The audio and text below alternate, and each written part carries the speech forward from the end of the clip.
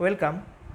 আজকে আমরা শিখব রিফ্লেক্সিভ প্রোনাউন এবং এমফ্যাটিক প্রোনাউন। রিফ্লেক্সিভ প্রোনাউন এবং এমফ্যাটিক প্রোনাউন কাকে বলে?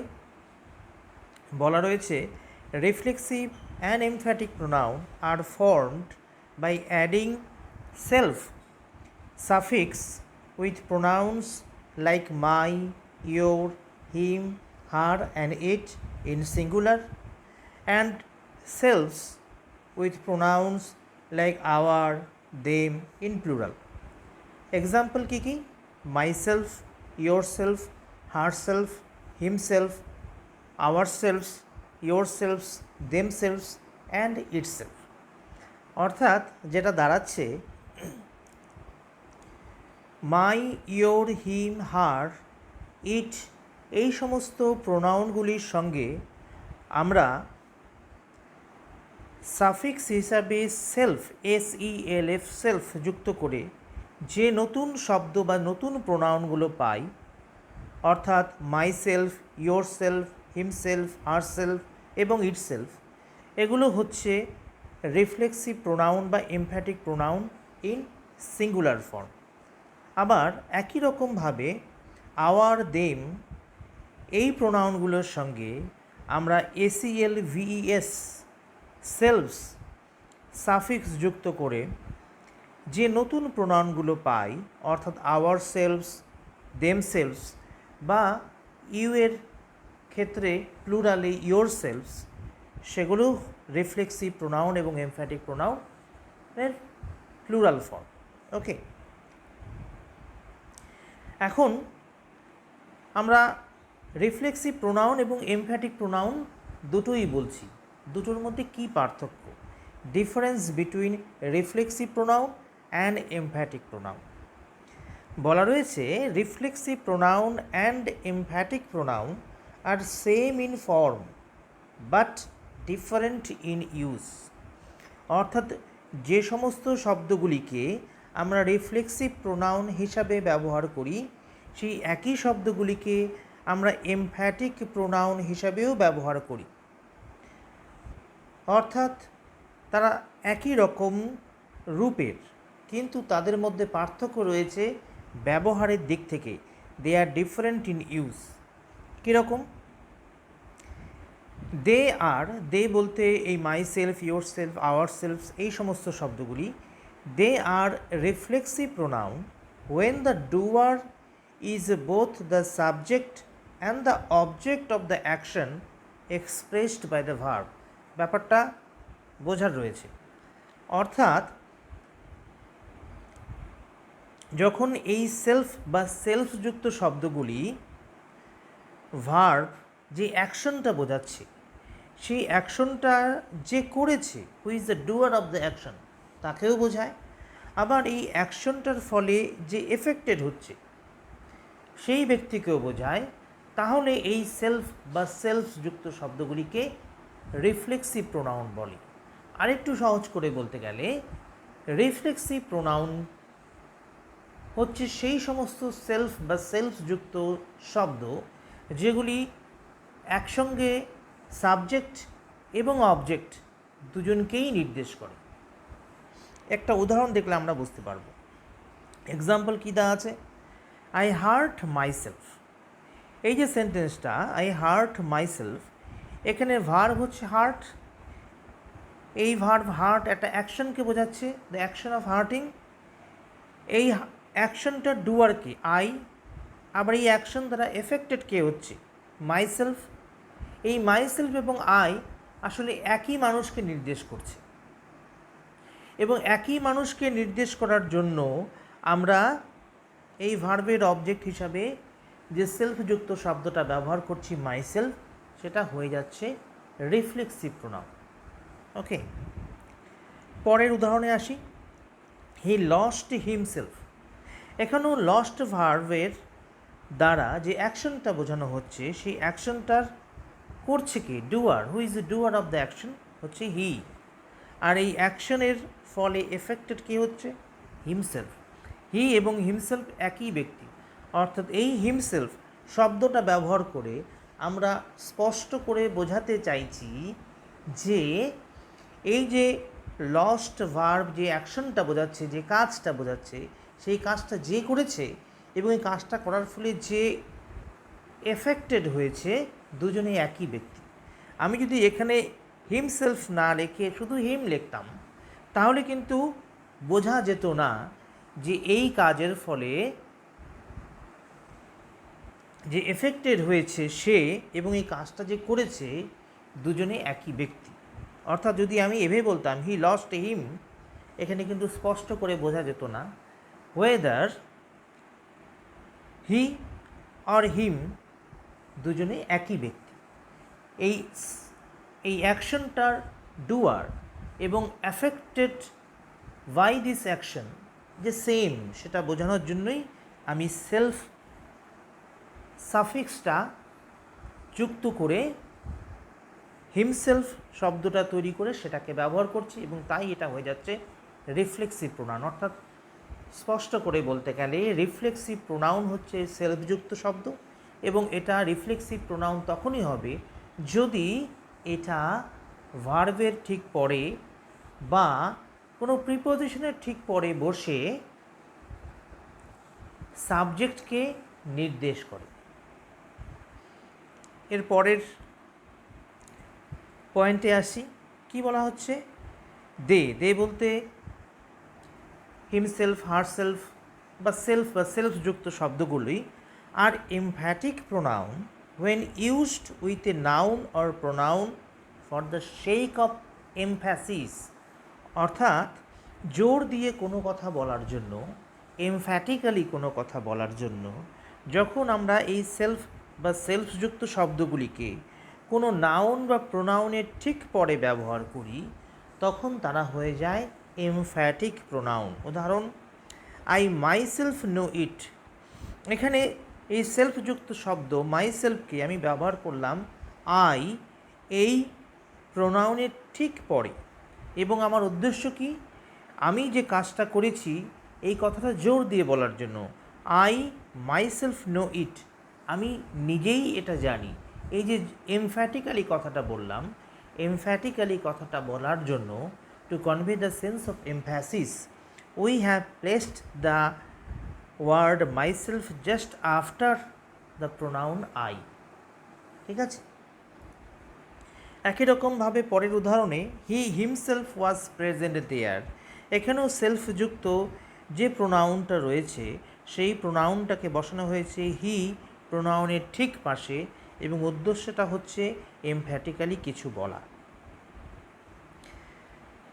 তাই এখানে বলা রয়েছে here the self words are used emphatical, অর্থাৎ এমফ্যাটিক প্রোনাউন আমরা তখনই বলবো যদি দেখা যায় সেলফযুক্ত প্রোনাউনগুলো কোনো নাউন বা প্রোনাউনের ঠিক পরে বসে।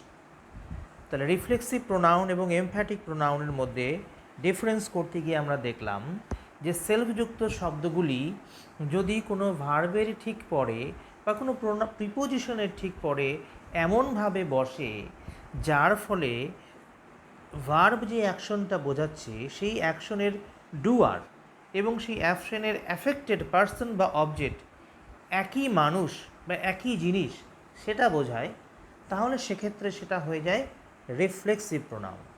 আর যদি এই সেলফযুক্ত শব্দগুলো কোনো নাউন বা প্রোনাউনের ঠিক পরে বসে এবং এর মাধ্যমে যদি সেন্স অফ এমফ্যাসিস কনভে করা হয় তাহলে তাদের এমফ্যাটিক প্রোনাউন বলা হয়। আরও কিছু উদাহরণ আছে, কি কি বলা হচ্ছে, an emphatic pronoun may refer to the person who is not the doer of the action. Very important কথা। একটি এমফ্যাটিক প্রোনাউন কিন্তু কখনো এমনভাবেও বসতে পারে যে সে কখনোই ভার্ব যে অ্যাকশনটাকে বোঝাচ্ছে সেই অ্যাকশনটা যে করেছে, ডুয়ার অফ দ্য অ্যাকশন, তাকে সে বোঝাবে না। অর্থাৎ সহজ কথায় এমফ্যাটিক প্রোনাউন কখনো কখনো সাবজেক্টকে রেফার নাও করতে পারে। ঠিক আছে, এক্সাম্পল কি দেওয়া আছে, I saw the minister himself. এখানে হিমসেলফ এই যে প্রোনাউনটা নির্দেশ করছে কাকে, মিনিস্টারকে।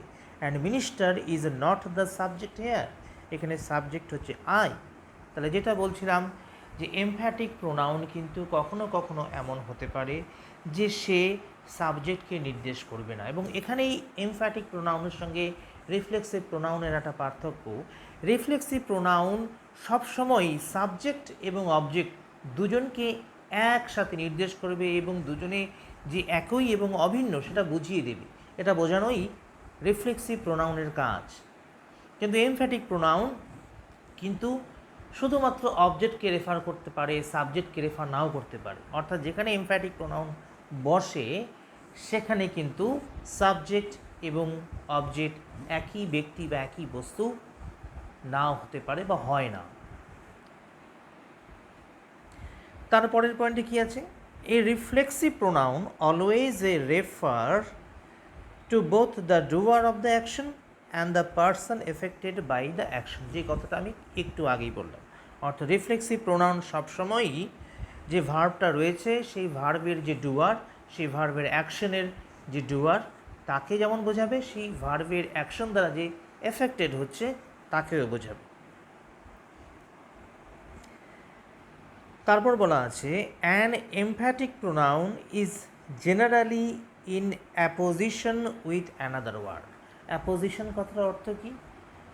অ্যাপোজিশন কথাটার অর্থ হচ্ছে কোনো নাউনের ঠিক পরে যদি কোনো শব্দ বসে সেই নাউনকেই নির্দেশ করে তাহলে সেটাকে বলা হয় অ্যাপোজিশন। রিফ্লেক্সিভ প্রোনাউন আমরা এমফ্যাটিক প্রোনাউন আমরা আগেই পড়েছি, অধিকাংশ ক্ষেত্রেই বা সাধারণত কোনো নাউন বা প্রোনাউনের ঠিক পরে বসে, অর্থাৎ কোনো নাউন বা প্রোনাউনের অ্যাপোজিশনে বসে। Example, you yourself is responsible. এখানে ইউ প্রোনাউনের পরে ইয়োরসেলফ এমফ্যাটিক প্রোনাউন বসলো এবং এখানে ইয়োরসেলফ এই প্রোনাউনটা ইউ প্রোনাউনের সঙ্গে অ্যাপোজিশনে রয়েছে। ক্লিয়ার? কিন্তু a reflexive pronoun never comes in such relation.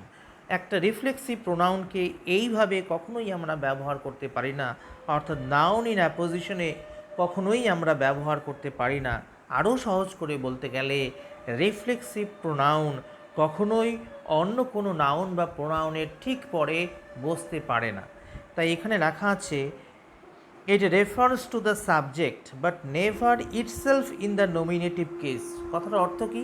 যে রিফ্লেক্সিভ প্রোনাউন বসে অবজেক্টের জায়গায় কিন্তু নির্দেশ করে সাবজেক্টে বসে থাকা কোনো ব্যক্তি বা বস্তুকে, এবং বুঝিয়ে দেয় সেই ব্যক্তি এবং বস্তু অবজেক্টের সঙ্গে অভিন্ন বা সেম।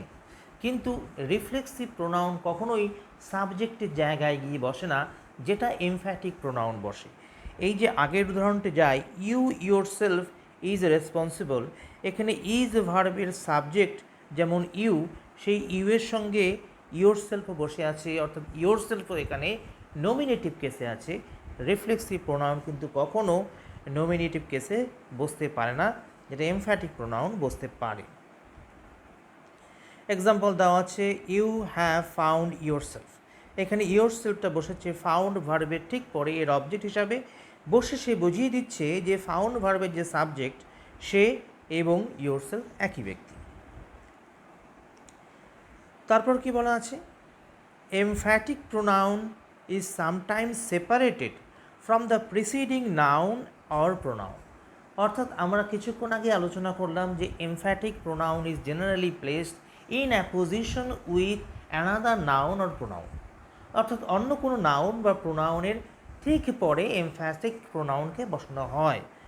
কিন্তু কখনো কখনো এই এমফ্যাটিক প্রোনাউন যে নাউন বা প্রোনাউনের পাশে বসার কথা সেখানে না বসে সেখান থেকে দূরে গিয়ে বসে। উদাহরণ কি? I know it myself. এখানে মাইসেলফ কিন্তু একটা এমফ্যাটিক প্রোনাউন, কিন্তু এটা আই প্রোনাউনের পাশে না বসে পরে গিয়ে বসেছে, তাই বলেছে emphatic pronoun is sometimes separated from the preceding noun or pronoun. অর্থাৎ মাইসেলফের যে প্রিসিডিং নাউন বা প্রোনাউন এখানে আই, তার থেকে এটা সেপারেট হয়ে গিয়ে বসেছে। তাই সেপারেট হয়ে গিয়ে বসলেও আমাদের যাতে ভুল না হয় সেই জন্য এই কথাটা বলা।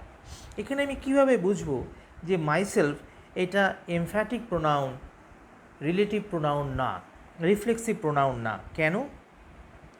কারণ মাইসেলফটা যদি রিফ্লেক্সিভ প্রোনাউন হতো তাহলে প্রথম কথা এ অবজেক্টে বসতো, এবং দ্বিতীয় কথা এ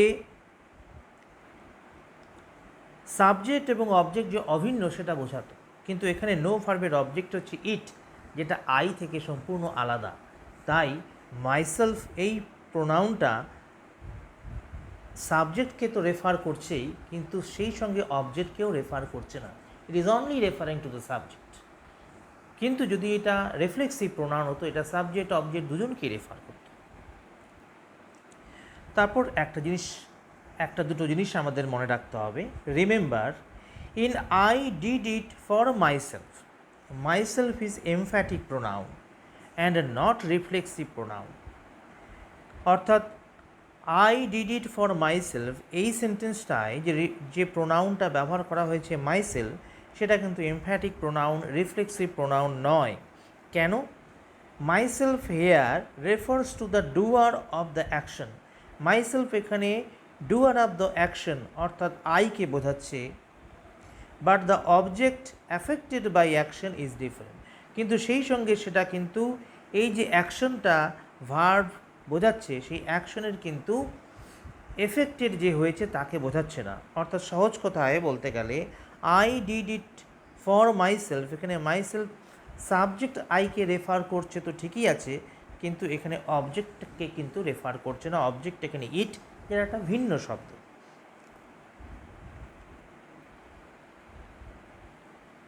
তারপরে বলা রয়েছে again, in Leela looked at herself and he thinks little of himself, the doer of the action and the person affected by the action. Both are referred to by herself and himself respectively. So they are reflexive pronoun. They are objects to preposition. অর্থাৎ কিছুক্ষণ আগে আমরা দেখেছি reflexive pronoun সবগুলিই object to verb ছিল। এখানে যে দুটো উদাহরণ আমরা পেলাম, এখানে রিফ্লেক্সিভ প্রোনাউন দুটো কিন্তু অবজেক্ট টু প্রিপোজিশন। তবুও এরা রিফ্লেক্সিভ প্রোনাউন হচ্ছে। কেন হচ্ছে? প্রথম উদাহরণটা যদি নেই, লীলা লুকড অ্যাট হারসেলফ, এখানে এই হারসেলফ প্রোনাউনটা লীলাকে নির্দেশ করছে, অর্থাৎ এই লুকড ভার্বটার যে অ্যাকশন, সেই অ্যাকশনের ডুয়ারকে নির্দেশ করছে। একই সঙ্গে এই অ্যাকশনের দ্বারা যে এফেক্টেড হচ্ছে সেও কিন্তু লীলায়, সেটা হারসেলফ শব্দটা বুঝিয়ে দিচ্ছে। অর্থাৎ লুকড ভার্বের এখানে কোনো অবজেক্ট নেই, তাই হারসেলফ শব্দটা অ্যাট প্রিপোজিশনের পরে অবজেক্ট হিসাবে বসে is referring both to the doer of the action and the person affected by the action. যেহেতু এই ডুয়ার অ্যান্ড এফেক্টেড দুজনকেই বোঝাচ্ছে, তাই এখানে হারসেলফ একটি রিফ্লেক্সিভ প্রোনাউন। একইভাবে পরের উদাহরণে হিমসেলফও একটি রিফ্লেক্সিভ প্রোনাউন। আশা করি তোমাদের বুঝতে কোনো সমস্যা হয়নি। আজকে